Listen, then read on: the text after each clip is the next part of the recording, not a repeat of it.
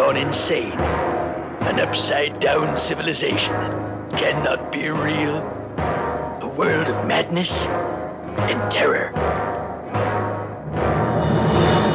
It's the Dana Gould Hour.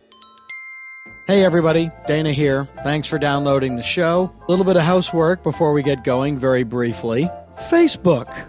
My Facebook situation is a train wreck. For years, I just had my own page that I somehow set up as Dana John Gould.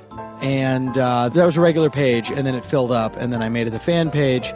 And then I thought, well, if I'm doing a fan page, it should just say Dana Gould, because not everybody knows my middle name is John. So I switched it over to Dana Gould, and I said, just move over to that one.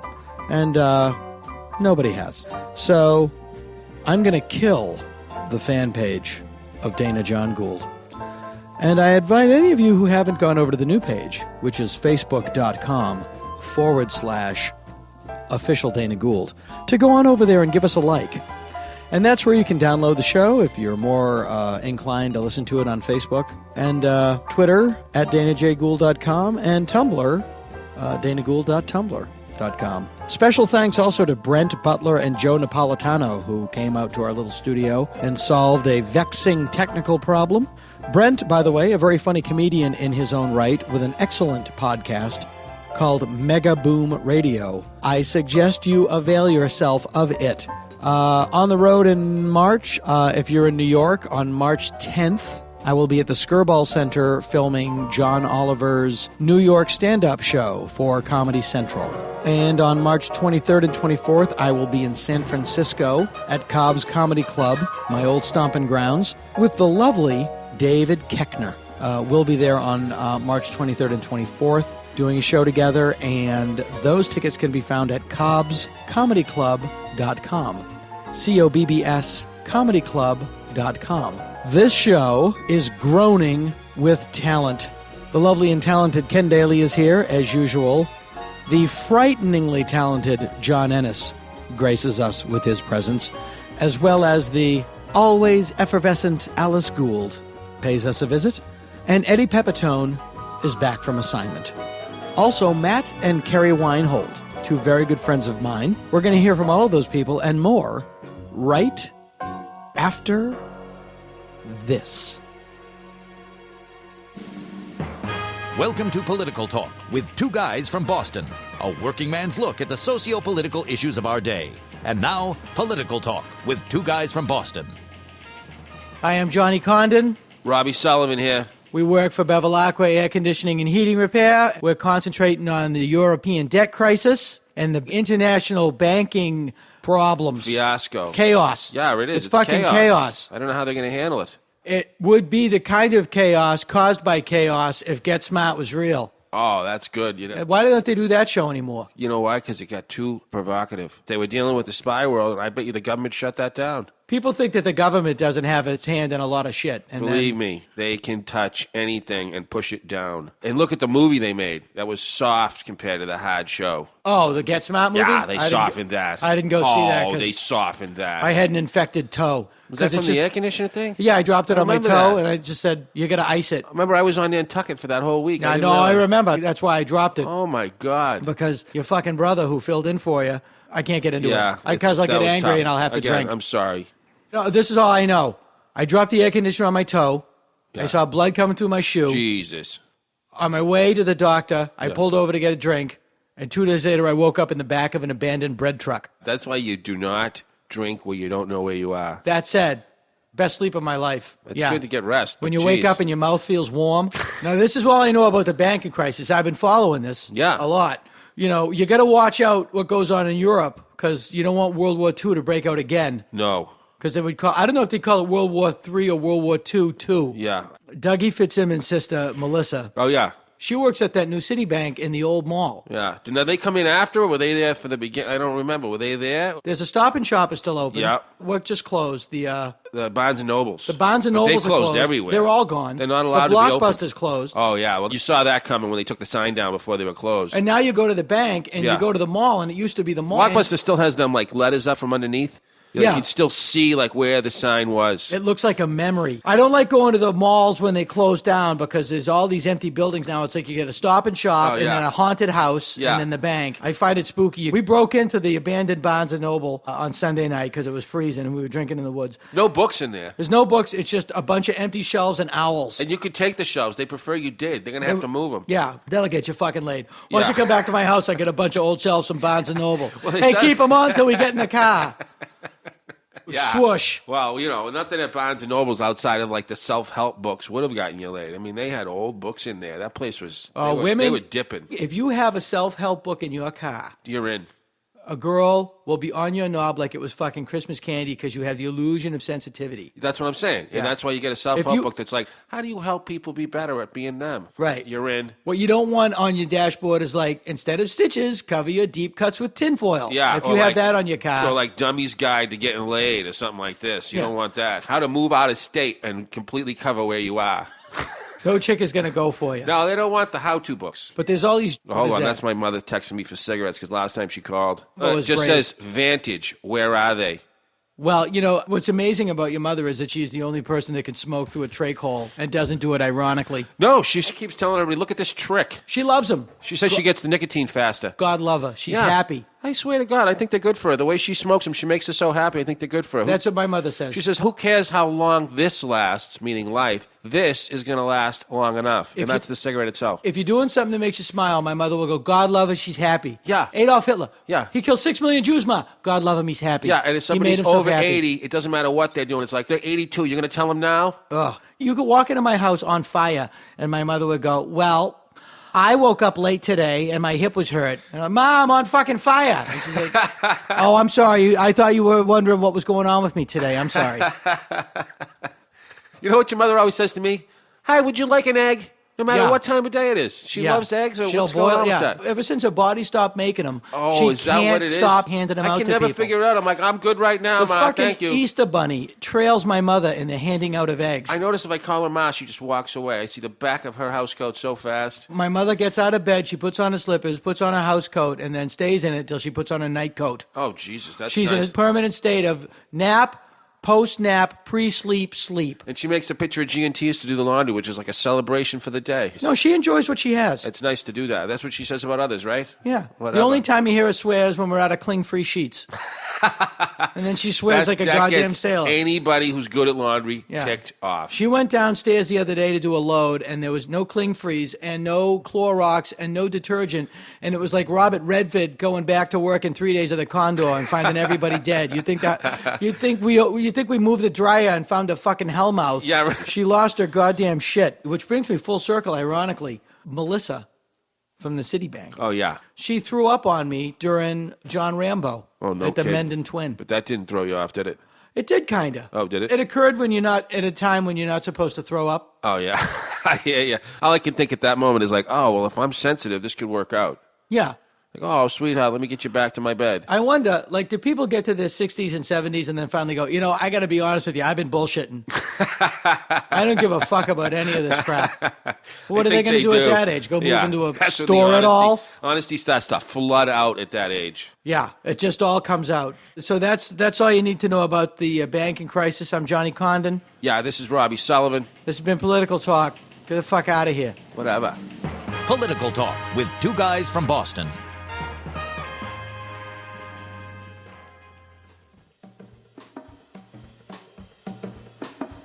I went to my friend's house for a New Year's Eve party this year. And, we were just sitting around chatting. And I don't know how this happened, but I was talking about this thing that happened to me that when I think back on it, I can't believe it really happened because it is so unreal. I was in Boston doing comedy. I had just started out. I was probably 21 or 20. And this other comedian gave me a ride from one comedy club to another comedy club, and we're driving down. And the thing that I have to remind you of is this was in Boston and the comedy scene in the 80s when it was all drugs and some comedians. It was mostly just drugs. It's crazy. the amount of coke, mostly coke, that I have seen employed in various noses. I remember once sitting backstage at Nick's Comedy Stop in Boston, and I was backstage with Sam Kinison, and he did what I found out later were called rails, which are giant lines of coke. And he did 2 10-inch rails of coke, went in the bathroom, threw up, came out and said, "If you don't throw up, you're doing it wrong," and then went on stage and was hilarious. And I worked so much as a comic back then because I didn't do coke, nor have I ever, and I didn't drink. I didn't do anything. So it was like, great, he'll drive. We don't have to worry about him, and we don't have to share our drugs with him. It worked out super cool. So long story longer, this other comic I know goes, "Hey, I'll give you a ride. We're going over to Play It Again Sam's across town." So I get in the car with him, and we're driving, and he runs a red light. And we get pulled over. And as the cop is walking up to the car, Boston cop, he takes an envelope of coke off the dashboard and puts it in his pants, right in the belt buckle. And then he just says, without looking at me, "Hey, Dana, there's a giant bag of pot at your feet. You should do something." And I've never smoked pot. I've never smoked pot. I just don't do it. And I did the dumb thing, which was, "I'll put it up my pant leg.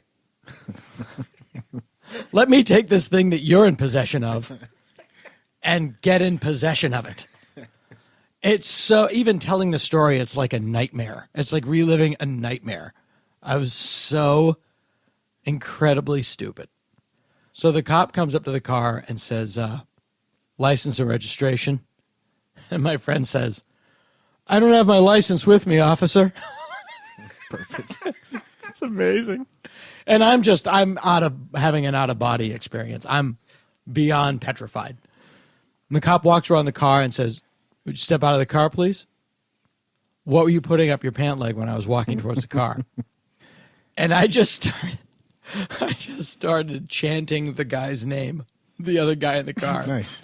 Mike. And I just literally, if it was ever possible for a human being to shit a bunch of flashlights, I would have at that time. I was so uncool, I think the cop actually realized, oh my God, this guy's telling the truth. He hasn't done anything for sure. Yeah. Yes, I was so profoundly uncool. Here's where the story leaves reality, but it really happened. Okay. The cop took the drugs and let us go. Nice. He got a treat. He didn't get the coke that was in the guy's pants, but he took the pot and let us go, which is unbelievable to me to this day, and yet it really happened. Those are the fringe benefits of being a cop. Oh, certainly in Boston in the 80s. Yeah. It's Boston. So I'm at my friend's house, and I tell that story. And the point of the story was, oh, my God, I would have almost gone to jail. I don't know what the hell I would have done. And my friend's wife just says to me, "I've been to jail." And I said, "Really?" And then my friend said, "I've been to jail, too." I went to juvenile twice, and then I was arrested 2 other times after that. What's the longest time you've been in the pokey? I don't mean the longest time you've had sex. You didn't say getting the pokey. About a week, about 7 days. Okay. So how old was the first time you spent the night in a place that when you woke up, there were bars on the door? I was 2 weeks into my 12th year. Okay. Isn't that awesome? Don't get sad, everybody. I turned out okay. It's adorable. That is like boner food. Don't ever do that. Don't ever put food down your boner. On it or around it. I think I found your problem, Mr. Weinhold. You do seem to have some teeth down there. Yeah. This is going to come out like the Fuzzy Pumper Barber Shop. For those of you listening at home, I'm trying to draw the image of cookie dough coming out of a man's penis. Why cookie dough? I don't know. I just envisioned Matt tamping it. Tamp. Without chocolate chips, hopefully. Put a camera on me and just let me show you. What are you doing up there? If you don't mind, I am tamping my urethra with cookie dough. Can I have 5 goddamn minutes? How do you think the Keebler elves make cookies? Anybody who does knows it takes 10 minutes, gentlemen. Not with my anatomy. Okay. Everything takes half the time. Oh, boy. Connect the dots. How old were you the first time you were arrested? I was 11. Okay, you were 11 years old. Where are you? I'm in Kansas City, Missouri, in a vacant house on a block full of vacant houses with a bunch of friends wreaking havoc. I'm skipping school. I'm truant. We're smoking cool cigarettes, eating Doritos, and breaking windows. And Now, when you say cool cigarettes, do you mean... KOOL? Oh, not jazz cigarettes, meaning marijuana. No, I mean menthol. And the point of a menthol cigarette is to smoke a hot mint? It's for pussies who, don't want to smoke a regular cigarette. Ah, okay. It's more refreshing. It's like smoking scope. Yeah, right. There used to be commercials that smoking was good for you. One, it cooled your T-zone, which was the back of your mouth and your neck was your T-zone. And they would say, doctors have studied smokers of menthol cigarettes and have found no danger to the nose or throat. Keep looking. In a repeated national survey, doctors in all branches of medicine, doctors in all parts of the country were asked, "What cigarette do you smoke, doctor?" Once again, the brand named most was Camel. Yes, according to this repeated nationwide survey, more doctors smoke Camels than any other cigarette. I did stuff like that when I was a kid. I would go and, run around empty houses and terrorize the cemetery where I grew up. We lived near the cemetery. So how do you get arrested? Where's the break with reality where you end up in the hoosegow? Well, the story that I remember, we'd done this for, a couple of days or weeks here and there. I mean, not every day, but this was like a place we'd go to. And at some point, I remember somebody saying, "Oh, the nabs are coming." And that's what we used to call the cops, were nabs. Cheese nabs. Everybody went to go hide. And so there were kids hiding in the basement and other rooms. And I climbed up the wall into the attic with a couple of friends. And there was actually a young black kid that was friends of ours. I think I know how you ended up getting arrested. What? You were with the black kid. There's the magic ingredient that turns a couple of white kids in an empty house into people going to jail. So you're up in the attic with a black guy who's and from a Mexican guy and another white girl. Oh, see, in Boston, you'd have been shot. I typically was the only white person in my friend group when I was a kid. So the cops open up the hatch or whatever you call it going into the attic and say, "I can see you, come down. I see all of you." So we're laying there and I'm telling my friend not to move. It's totally pitch black. Can't possibly know that we're up there. But she gets afraid and she gets up to try to run farther and her foot falls through the ceiling. So now, we're definitely busted. Like they know we're up there for sure. And meanwhile, the cops are downstairs with the foot sticking through the ceiling going, "Yes, we're going to saw the foot off if you don't all come down." And then they bring us down, they handcuff us all and put us into paddy wagons. And Now you're 11 years old. Yep. Is that even legal? I don't know. To handcuff an 11-year-old kid? Yeah, I think you can handcuff anybody, I don't know. Juvenile? No idea. Let's go try it. Well, I mean, if a juvenile goes on a killing spree and they catch him, they would handcuff him, right? Well, I have never been handcuffed in a non-sexual situation, and I've never been in a sexual situation that wasn't masturbation. So you figure it out. But that does explain my silo of airplane pillows. So are you shitting yourself blind? I would be. No, I was really an angry 11-year-old, and I was probably concentrating more on being cool and going with whatever. I got handcuffed the opposite direction as my friend, so she was facing one direction, I was facing the other, and the paddy wagon had urine in it, and I was just concentrating still on not getting caught. So I made up a name. I was not who I was. It took them well into the night to find out who I was. That, by the way, is an incredibly optimistic person. Handcuffed in the back of the paddy wagon, figuring out how not to get caught.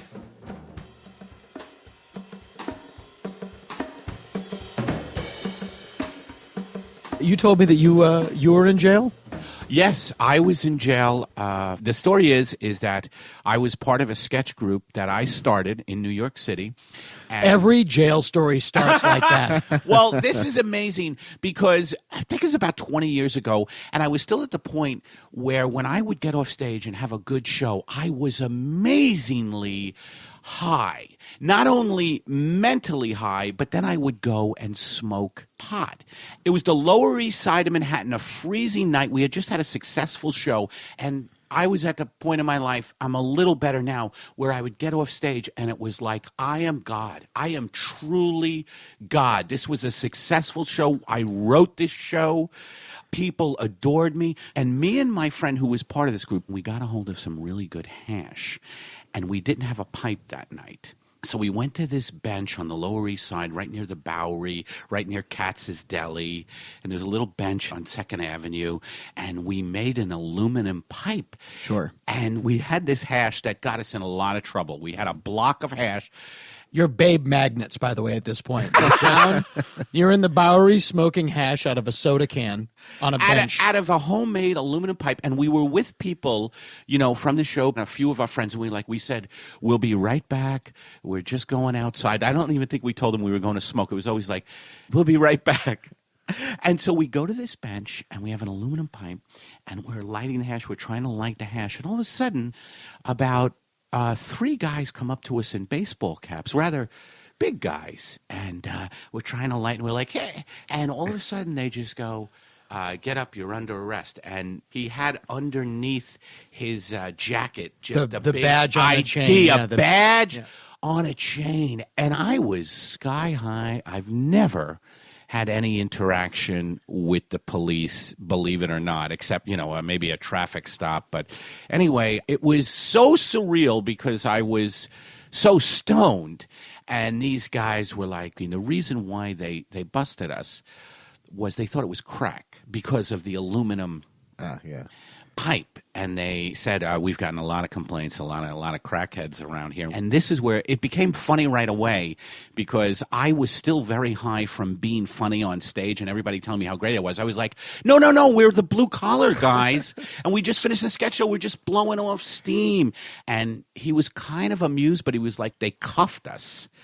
Hands behind the back. My friend was flipping out because he was engaged to this girl who was waiting for him in the bar. So there was more at stake for him. That's when you're engaged, too. I'm going to be a little bit late. I've just been arrested out front for smoking hash. Yes. So we were cuffed and they put us in the cop car and I'm like, where are we going? The whole cop car ride, I'm going, guys, are you really? And I was just in comedy mode. And although I was absolutely terrified on one hand, I was still sort of like Jerry Lewis going, guys, you're really cleaning up the streets, huh? Getting a couple of comedians off the street. It was like, they love that. But I was imitating them, like going, hey, Al, we need to get the sketch artists off the street. And they were kind of laughing. Oh, that's funny. That's good. Yeah, they were kind of laughing. But the cuffs, they hurt. Cuffs on me so tight because I was in this insane emotional state that I've maintained throughout my 53 years where I'm like, I joke. And then the next minute I'm like, this really hurts, by the way. Yeah. I'm going to have a real feeling here just for one moment. Yes, exactly. I'm funny because I'm terrified of everything, just so you know. All right, I'm going to go back to making fun of you. But they were telling us they thought we were smoking crack, and so they stopped the car, and they took me out and loosened the hand. Well, that was... Can I just say, handcuffs. As someone whose brother was a cop, they did like you. Yes. Because normally that would have gotten you a big hot cup of go fuck yourself. Now, you're from Boston. Yeah, Are they a little more brutal than the New York guys? There's a skin pigment issue when it comes to the Boston Police Department. Wow, yeah. Do you look like you were in the Oak Ridge Boys, or do you look like you were in Parliament? Not the British Parliament? Yes, I'm Lord Buckley, and Yes. I am a comic as well. Are you one of the Buckaroos, or are you one of the Ink Spots? I have memories of my oldest brother when I was in high school. He would come by our house in the morning to eat breakfast or whatever. It's just Cops they walk in any Well, house. Excuse me, ma'am, I need breakfast. Like they just go into a neighborhood. Yeah, I'm a police officer. Grilled cheese. I always love how they could go into any freaking restaurant and they get a meal. It'd be funny if they could go door to door in any neighborhood. Yeah, hi, I'm Officer Johnson, and I didn't have time to eat. Can you whip me up a couple eggs? Anything they have. Yeah. By the way, what do you got on TVR? What do you tape? You guys got any olives? Yeah, and can I see The Voice? Have you taped The Voice? I'm really into the whole competitive reality stuff. You might not get this request a lot, but do you have any toe socks? Can I have a child to play with here? Just, I don't know. I like to bounce a kid up and down on my knee and say funny things. What puppets do you have in the back? Come on, you have kids. There's puppets here. I want to see what puppets you have. They have all access passes to everyone's lives. I do remember, my brother, like in a bad mood. I remember one morning specifically him saying, "Oh, I hope somebody fucks with me today." Oh, that's scary. Yeah, and then I always have that in mind when I'm always sir. And good for you, because sometimes when I get pulled over by a police officer, sometimes I get a little attitudinal, and I immediately stop that. But like I caught myself the other day in Culver City, which I can't stand. Their Walk of Fame is very unappealing. Have you seen their Walk of Fame on Washington Boulevard? Yes. Ron Jeremy. Seika. Sam Kinison famously dated Seika at the end of his life, and he was always like, "Hey guys, look who I'm with," and everybody was like, "Well, yes, you and a million other guys. Where's the eliteness?" Now, if you were dating Nancy Reagan, I would find that impressive. It's cool if you sleep with somebody that nobody else is sleeping with. If you're sleeping with somebody, look, guys, Tilda Swinton, that would be cool. Exactly. Yeah. If you're dating a woman whose dance card looks like a Greyhound bus schedule, it's not that impressive. Tilda Swinton. It's a shame Johnny Carson is dead that he can't use that as a reference. She looks like she has no sense of humor, by the way. I was at a party with Tilda Swinton, and I'm I taken thought, with her. Well, that's the closest I'll ever get to David Bowie. Exactly. She just looks like, to quote Frank Black, heroes period Bowie. But back to that story. So I get cuffed. My friend is a little more terrified than me, and I'm just cracking jokes with these guys. And I think they realized that we weren't, because that's when crack was sweeping the country. It was like a #1 hit back then. But they were like, oh, these are just a couple of white kids smoking hash.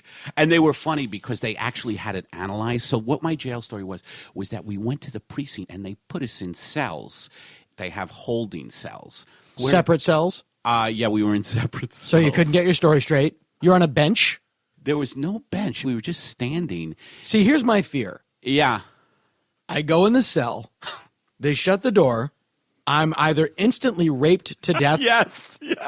Yeah, no, they find a way to rape me in that a black hole forms, and I envelop myself into antimatter, and I'm gone, and there's no trace of me. Hey, where's the kid we were raping? Bob. Go!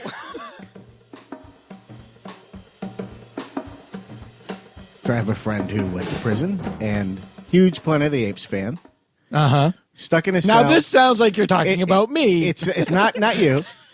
And no, I know who it is, but we should clarify that it's not Dana Gould. And crazily enough, the guy he was in the cell with knew the entire movie by heart and would recite it to him at night. You left out 3 important words: during the rape. And every time you interrupted, he goes back to the beginning. And that completes my final report. No! That is the big fear. I mean, I think if you take the rape out of prison... Yeah, then it's like a 50s movie where you just play ball in the yard. Yeah. Yeah, no, it's the raping. That's what people don't like. It's the raping. And I think for people that are like... A lot of guys do this home detention where they put the thing on your ankle and you can't bracelet. leave your home. But, that wouldn't be so cool if then the state just had a guy come by once a day and rape you. You are in prison. Sorry. Just, you're home watching a TV and ding dong. Oh, no. Is it 3 already? There's just a guy waiting in your shower. Yeah. And then you become like the sheepdogs in the cartoon. Hi, Mark. Hi, Brian. Hi, Ralph. That is a strange story. You had told me that story before. Guy we know, Planet of the Apes nut, ended up going to jail for something. Other guy in the cell, Planet of the Apes nut. I wonder up in the warden's office, do they have like, well, let's match them up. What do you got? I've got 2 guys that love antiques. Great. Put them together. That would be so nice of them. That would be nice. I bet they don't do that. We have a guy who writes Western novels like Zane Grey and a guy who likes to chew your cheek off. Let's hook them up. Oh, don't go to jail. these guys, I think, were kind of being nice because I was cracking jokes and they realized, oh, they're smoking hash, which they called, all right, we analyzed it. They actually did. They said it's concentrated marijuana. That's what they called hash. Anyway, how do they analyze it? I don't. They did it at the jail cell, at the jail place. What do they call that? The jail store, or they take a hit and watch All in the Family, and they see how hard they laugh. I don't know what it is, but like I was kind of joking around with them, and there was one cop who didn't like it. Like one cop heard me, like I'm yelling through the cell. I don't know what I was yelling again about sketch comics. Like, oh boy, thank God you got these guys off the street. And one guy goes, hey, shut the fuck up. One cop didn't dig the whole camaraderie aspect. It was like, all of a sudden Sipkowitz came in and he was like, hey, how'd you like to be put through this system? And he scared the shit out of me, meaning I guess there's this whole thing where you're in for the weekend. Yes. And that, I shut down after that. I became a ball of fear, which is what he wanted, this one guy. It worked. No, totally. Yeah, totally. No, my brother told a story about, he's now a guard now, and he has to get the prisoners up at like 6. Oh, he's a guard now. There's another brother. It's all. Boy, you have a lot of all the brothers in law enforcement. Yeah. Yeah. Like overseeing the population. Exactly. But I was like, going to jail, you got to get the guys up at 6 o'clock or something if they have like work duty or something. It's like, let's go 6 o'clock. The guy's like halfway. Like, fuck you. What? Fuck you. The prisoner will say fuck you? Well, he will once. It's like, extraction team. Is that dental work? You would wish. You're basically hogtied in what's called a forelock, ankle wrist lock. Oh, my God. You have to be so good at yoga to do any of that stuff. They're incredibly lithe. Lithe. And then they put you in a boxing helmet, and they throw you in a room to cool out. And the reason they put you in a boxing helmet... You're going to hit your head. Yeah, so you can't bash your head against the wall. But how they do all that, how they get you in that situation, is the interesting part. To get you into the when 6 guys rush your cell, and you're just... I would just say, I'm up! Yeah. I'm up. But I will say this, the other aspect of it, if you're cool, they're cool. Oh, I'd imagine. Yeah. But when my father used to wake me up and I go, I don't want to get up, he would vacuum me. I kid you not. He Please would run don't let that be code. He would vacuum me, audience. Into oblivion.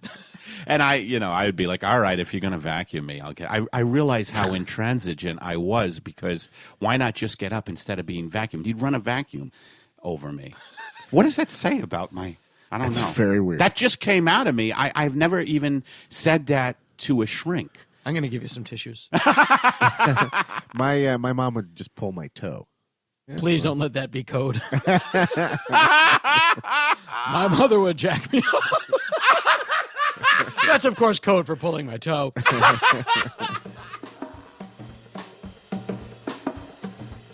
Now, if you're talking about crime, and you live in Los Angeles, like I do, then you have to talk about Jack Webb. Jack Webb personified the public's view of the LAPD for the better part of 30 years, first on radio and then on television, as the iconic straight-shooting Sergeant Joe Friday on Dragnet. Jack had a love affair with the city of Los Angeles, and he opened every episode with an ode to its fragile beauty. This is the city, Los Angeles, California. It's a fine place to enjoy life.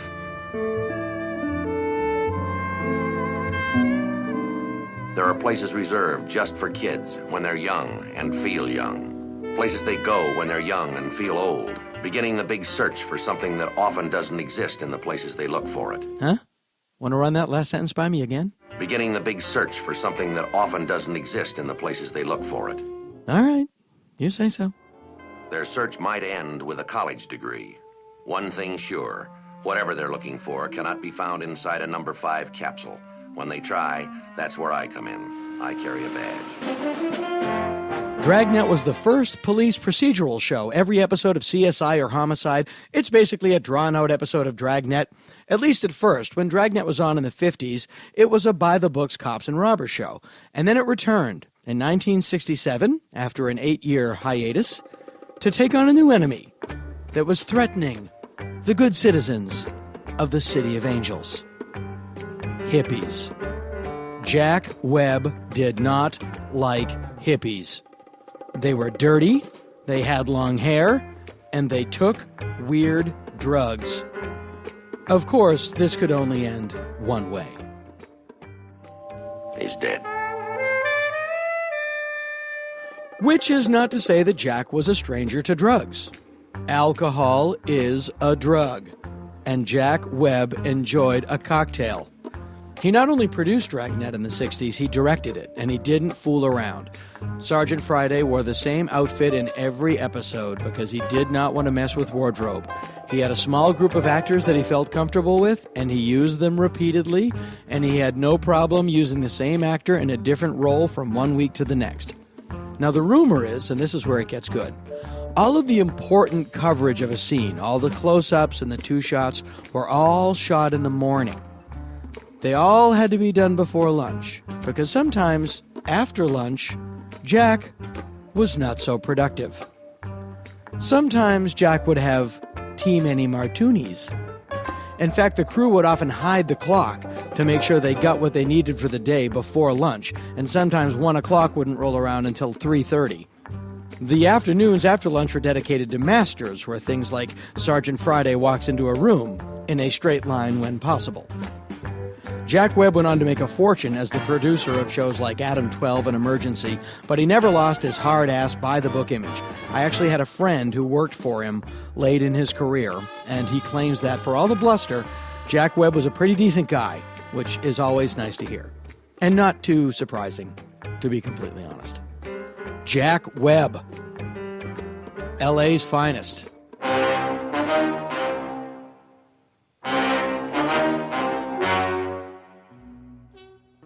Here is an LA crime story that strains credulity, as they say, but it is all true. Did you know the bizarre connection between the Beach Boys and Charles Manson? In 1968, Beach Boys drummer Dennis Wilson was driving through Malibu when he noticed two female hitchhikers. He picked them up and, being Beach Boys drummer Dennis Wilson, brought them home. Later, they introduced him to their friend, a very charismatic, 5-foot, 4-inch hippie dude named Charles, as in Manson. Now, this is 1968, and Charles Manson hadn't done anything yet, so he was just, a short hippie dude named Charles Manson. And he had a lot of chicks with him, so he and his so-called family, things starting to sound familiar now, pretty much moved in with Dennis Wilson. And for a while, everything was great. Charlie fancied himself an amateur songwriter. Dennis liked enough of his work to bring it to the Beach Boys. They famously recorded one of his tracks. And there was even talk of getting Charlie a recording contract with the band's record label, Brother Records. But by that time, Charlie had started getting, turbo weird. At one point, Charlie was told that he and the family had to move out of Dennis's house as they had basically overrun the place. Charlie didn't appreciate it, so he stopped by one day and gave Dennis's housekeeper a gift to pass on to Dennis. A bullet. That queered the deal. So now, 3 things happen. The job of telling Charlie he's not going to get a record contract with Brother Records falls to Beach Boys pal and record producer Terry Melcher. Charlie and his family move out of L.A. and relocate to the Simi Valley, where they stay at the Span Ranch, which in its heyday was a movie location used for westerns. And Terry Melcher and his then-girlfriend, actress Candice Bergen, move out of their house. That house is then rented out to another couple, movie director Roman Polanski and his wife, Sharon Tate. And now, Charles Manson's Letters from Prison, as read by a little girl. Good to hear from you. Things got so good for you that you forgot what you could remember or could remember what you forgot. Where is your mind? I didn't take your money when I had all of your credit cards locked up in my dreams. I bet you don't remember this. You don't even know where it's at. Ha ha, I got you there.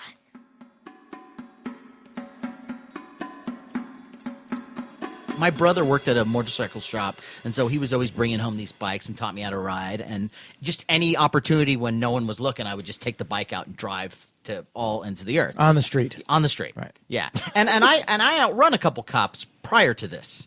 Now, the first time you lose a cop and you're on a motorcycle and you're 13, you must feel invincible. It's a great feeling. What makes up for it is the getting brought into jail with a big bag of pot and knowing that bad things are going to happen. Right. And what does happen? Well, actually, my parents were out of town, so I gave him my brother's number. My brother is the person who sold me the pot. And so he came down. So you're going to have to return this pot to the guy who sold it to you. That's what the cops do. Now, I want you to take these drugs back where you bought them. I want you to bring this bag of pot back to your brother and tell him you're sorry. And if you don't have a receipt, you're fucked. The story where I had someone else's drugs in my pant leg and the cops took them and let us go, which I've told, is so unreal to me that I think of it and I still like shudder in the sense of like, how could that have happened? It's so not my luck. You know, my luck would be jail. My luck would be they pull me out, they find not only the drugs, but in the drugs was the teeth of a missing girl. And your friend denies that they're his? Absolutely. Yeah, and I employ my prison survival technique, which is the minute the cell door closes, instant projectile diarrhea until I'm strangled. That's my only hope, to get out of the situation. I can't be in this plane of existence now, and the only way I can think of to get you guys to strangle me is instant projectile diarrhea. That's also my way of getting out of relationships. Or even a bad date. Or an interview situation of any sort. If I'm in a, so why do you want to work for the bank? Whoa! What the? Bob? Gould just... No, it's not a Jackson Pollock painting. It's Gould. I just asked him, why does he want to work for Chase? We had a cop station right across the street from my high school because bad things were happening at that high school all the time. My high school had a lot of race riots. Actual riots. Actual riots where I would leave the school grounds for lunch. I would come back and the entire school was fighting. Wow. Just fist fighting. Just people fighting everywhere. And cop cars and motorcycles and paddy wagons and people chasing other people, cops holding somebody down. And yeah, I mean, and this happened on a semi-regular basis. The races changed. It would be white against black, then it would be a lot of Asian problems, but it would be San like Francisco? It would be like Chinese against Vietnamese. Right. And so you have no dog in that fight. No. Although one time I was sitting in the front of our school and a bunch of guys pulled up in a car, a bunch of Asian guys, jumped out of the car with hammers and started hitting building people. Something. Started Amish Asians. Check out that birdhouse. Made a bureau, got back in the car, took off, made a chest of drawers, came back, faux aged it, screamed angrily, "You're welcome," and drove off. They jump out of a car with hammers and start hitting people with them. With hammers. And then some of On my the friends head, face and jump neck. in and start fighting them. And then the hammers go away, and then those guys end up getting back in their car and driving off. And this kind of stuff happened a lot. That's the problem. When your only tool is a hammer, every problem is a nail. And this is a fine example of that. Yeah. If somebody is attacking you with a hammer, I don't even know how do you approach that. Well, this is how I fought them. Get me aboard. I got out of the way of the hammer. Yeah, that meaning was mine. To the other side of the school. Yeah, or the globe. Yeah. I would be like the guy on the Munsters that saw Herman just dig a hole in the yard. Right. I'm like Bugs Bunny and Daffy Come Duck. up in Tiananmen Square. I pop up in Pismo Beach. Instant undercranked. Right. Exactly. So yeah, a lot of that kind of stuff happened. We got the keys to a school near my house. It was my elementary school that I went to as a kid. And we somehow broke into the little kindergarten classroom on the main floor, went into a closet, found a giant key ring with the keys to the entire school. So then we would then come back to the school every weekend or every other weekend and go in there, and that would be our clubhouse. We'd bring dates. We'd, swing like Tarzan off the curtains from the auditorium. I'm going to take you to school, baby. Yeah. Yes. You give them quizzes. Oh, yeah. What, ready for a pop quiz? Get it? Boner. Get it? Boner. Yeah. Because you're in a school, you'd have a quiz. Pop implies boner. Pop quiz. Boner quiz. Boner quiz. But yeah, and we would go into the cafeteria and we'd grab all the food and, we'd get stoned and have the munchies and then, it was our little world. But then we went into the office of the school and tripped the alarm. The cops come, we run. My house is right above the school, so we can actually see into the yard from my house. So we see a cop pull up. Don't really think anything of it. Come back the next week. We're doing all our usual stuff. We go up on the roof. A cop car pulls up in front of the school. Another cop car. Another cop car. Uh-oh. A paddy wagon. It's like John Belushi in Animal House. Running down the stairs of the school, run up these stairs that lead to my house, get into my house, close the door just as a cop car blocks the stairwell that we just ran up. Wow. And if we had been caught for that, because we had been doing all kinds of stuff in the neighborhood and in that school, if they caught us, it would have been so bad. So my jail time was nothing compared to what it could have been. And that's in the city of San Francisco. In the city of San Francisco, You're about 14 then? This has got to be more like 15. Dates. Okay. Yeah, dates. Yeah, dates. Yeah. Dates-ish. Yeah. Girls. When I was 14. Yeah. Girls. When I was 14, I was dating, her name was Don't forget. Jergens Lotion. Oh. Hi, hey, Squirt. That's what was my nickname. I think the dates we had at the time were women that we found actually living under the school that no one knew about.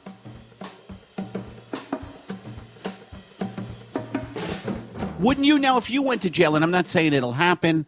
You could slip up. What do you know? Where is your storage facility? I was arrested for texting while stabbing. But, it's a great time to read. I think my way would be just put me in solitary with the entire Marvel Golden Age. And that's always your dream. Oh, I'm going to catch up on my reading. Just put me in solitary with a revolving stream of prostitutes and I won't bother anyone. Like just read, write. I think that's every guy's, hey, look, 3 hots and a cot and I can catch up on my reading. I can chill out. True. And what it is fluorescent lights and screaming. That sounds like my basement in Staten Island. If you ever watch Lockdown, which is the show. Oh, I don't watch that purposely. Which is the show that pays for Rachel Maddow's salary, by the way. Is that right? MSNBC does not get their numbers on the news. They get their numbers on Lockdown. That's sad to me because I can't watch that shit because they show prison fights. They show guys doing the shit that I'm totally scared of. Like all of a sudden a guy will attack someone because he's a member of the wrong Aryan gang Brotherhood or whatever it is. It's like brutal. I'm like, no. I'm going to watch Cake Masters or whatever. Please let that be code. Yeah. I guess you have to join the Aryan Brotherhood when you go to jail. You got to align yourself with a group. And I would be like, where are the nerds? Look, here's jail.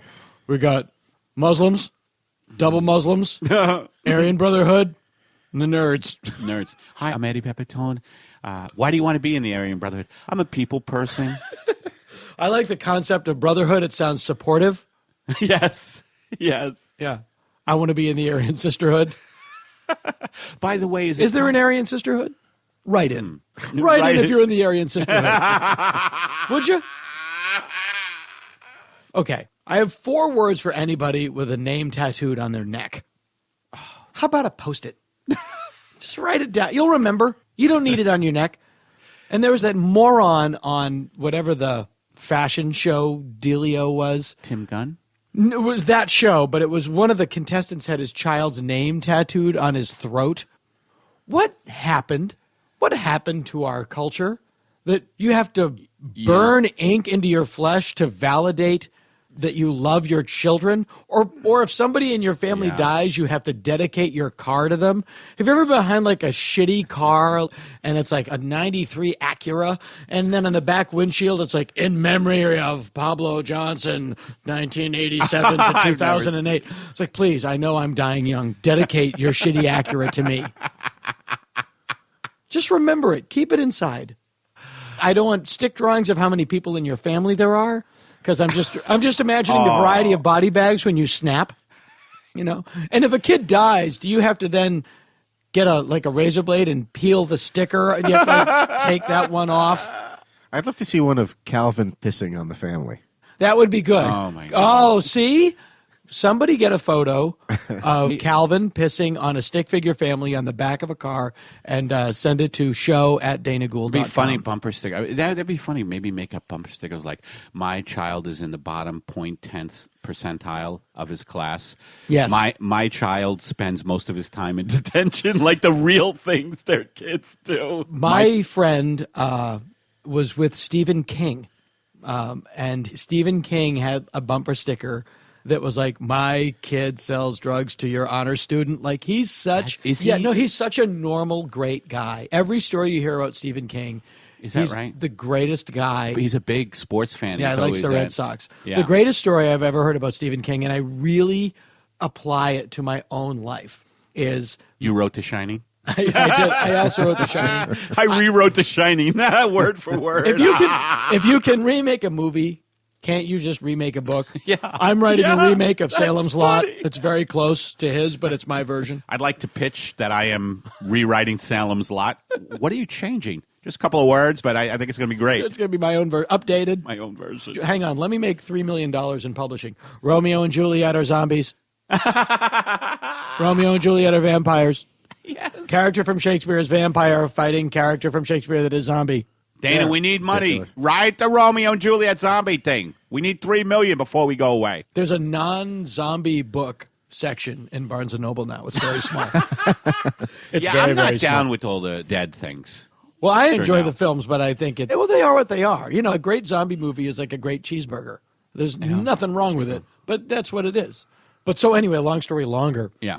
My friends go with Stephen King to see the movie The Descent, which is about some girls that go into a cave and fight cave monsters. Mm-hmm. And at the end of the movie ends with a hand jutting up out of the ground like the very end of Carrie.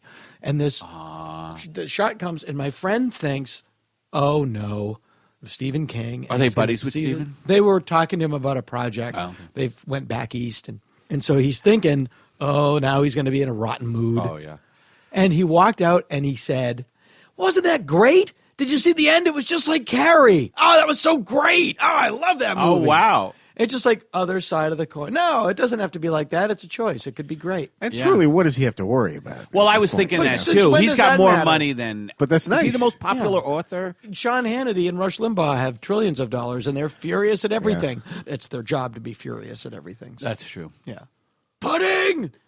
You know, So, do you think that's all an act?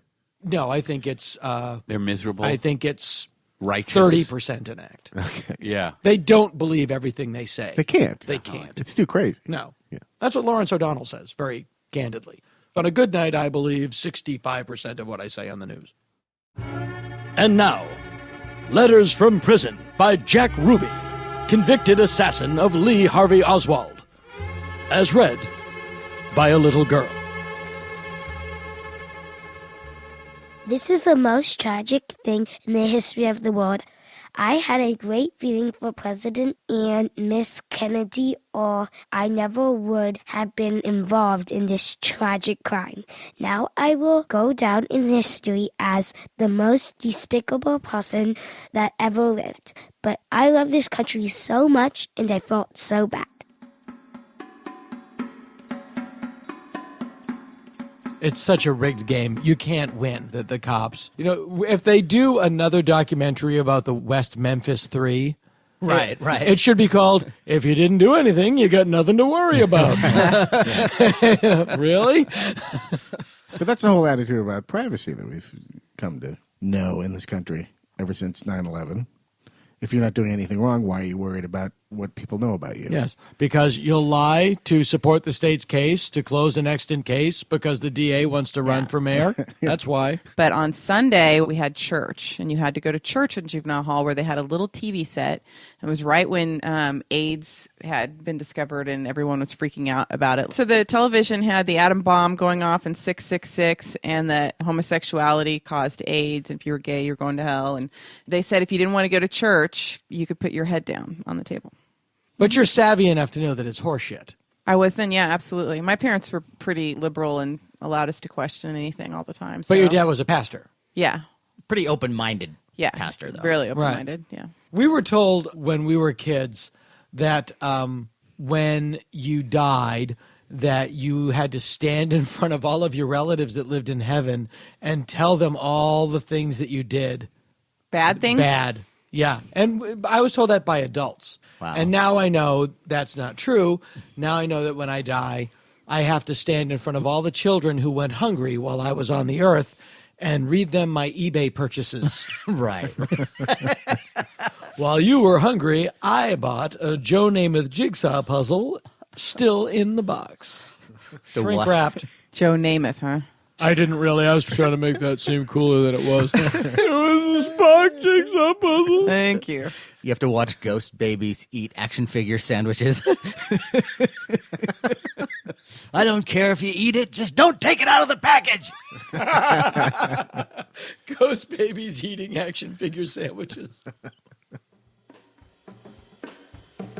But like Ed Gein is one of the first serial killers who would actually not only kill people, but he would make stuff out of their body. You know, he'd make like a vest out of their skin, or he'd take their ribs and he'd make like that thing that you would put dishes on to dry them. You know, it's helpful stuff for around the house, you know. He was the inspiration for Norman Bates in Psycho. That's correct. Yes. And IKEA. A lot of people don't know this. And Otter Pops. Rubbermaid. Very, very influential. But that's why I couldn't be a serial killer, because I'm just too lazy. Like, when the cops finally caught me, I'd be surrounded by a bunch of half-finished projects. Like, yeah, that was going to be a throne of skulls, but I only got the 2, so it's a shoe shine box. Yeah, I don't know what I'm doing. That was going to be a woman's suit, but it's now fishing waders. I don't even fish. That's the only reason I watch the show Storage Wars. Right, hoping one episode. It's just a matter. Well, now I'm going to see what's behind this pinball machine. It's a bucket of hands. It's a bucket of hands. Like, there's 2 ways to go. I got a bucket of hands. I thought this thing was worthless. It's a crime scene. That blonde girl's going to go in there. Well, we got a ski here. Nothing but children's shoes and clown makeup. Yep. Yeah. I don't know what it is, man. It looks like a dog skeleton, but it's moving, man. Somebody get McCready. It's half a dog and it's moving. That's going to happen. Yep, there's a hellmouth down here. That's $2,000.